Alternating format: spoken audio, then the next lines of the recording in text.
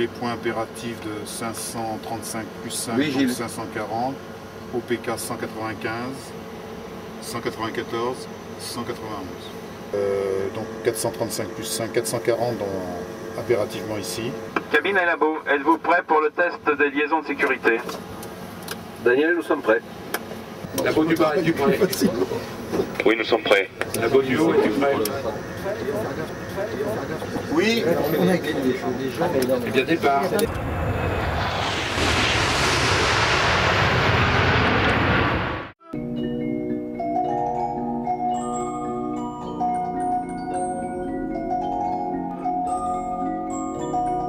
Santé et bienvenue à bord de la Traverse sur la ligne de chemin de fer Yverdon-les-Bains-Sainte-Croix. On conduisait dans les machines, on était obligé de mettre l'hiver, on était obligé de mettre un manteau parce qu'il neigeait dedans.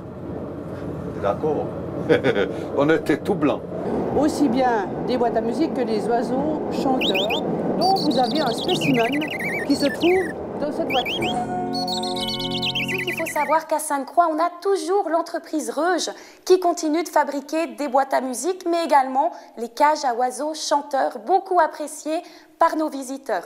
Et puis au niveau des automates, vous avez le célèbre automatier François Junot, qui vit également à Sainte-Croix, qui lui est passionné d'automates.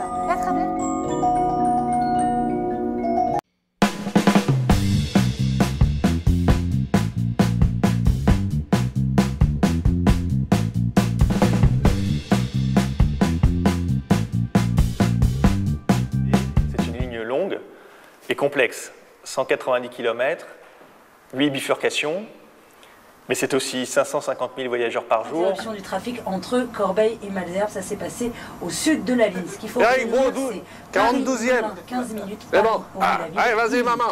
Réchauffez le micro. C'est bon, ça. Trafic.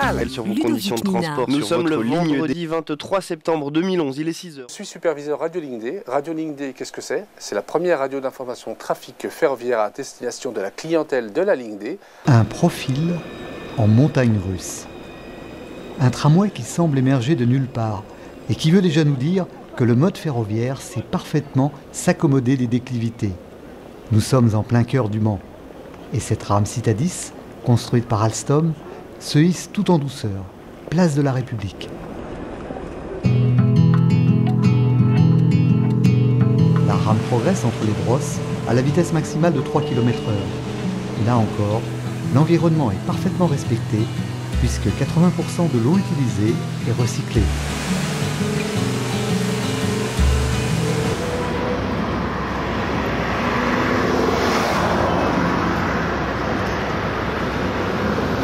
Cette année-là, elles ont cédé leur place aux MF67 qui, à leur tour, seront dans quelques années remplacés par des MF2000.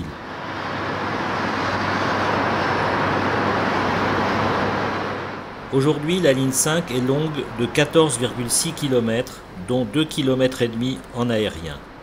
Elle dessert 22 stations.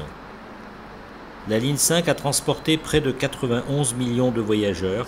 Ici, nous sommes en bloc automatique et nous voyons donc des mirletons qui annoncent un signal. Alors ces mirletons ont une particularité, c'est qu'ils annoncent qu'un signal d'annonce.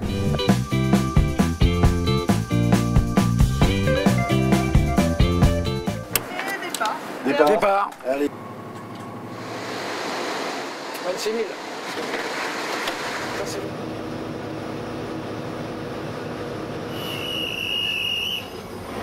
Autorisation de départ, donnée sous la forme manuelle.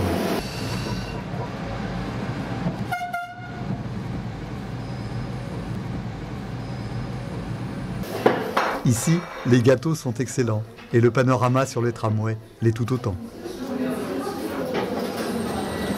L'opérateur du tram-train est la VG, Albtal Verkehrsgesellschaft, une compagnie dont la ville de Karlsruhe est propriétaire. L'exploitation s'effectue en coopération avec les VBK, Verkehrsbetrieben Karlsruhe, l'opérateur municipal des tramways urbains. À l'intérieur de la rame, l'équipe des essais compte aujourd'hui une quinzaine de participants. Jacques est français, il est spécialiste de la TVM à la SNCF. Peter est allemand, il travaille sur le freinage à courant de Foucault pour le constructeur Siemens. Tess est l'interprète. Dans son compartiment, elle traduit les documents techniques rédigés par le constructeur.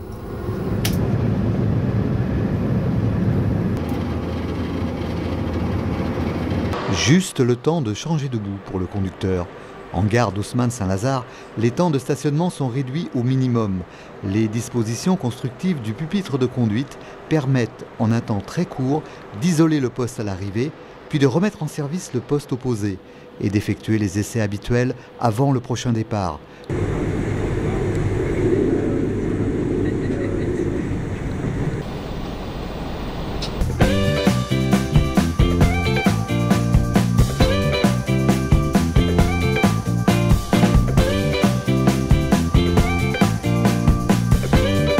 Et c'est à Villeneuve que l'on trouve des installations aussi performantes que le vérin en fosse et le levage synchronisé qui permet de lever simultanément une rame entière.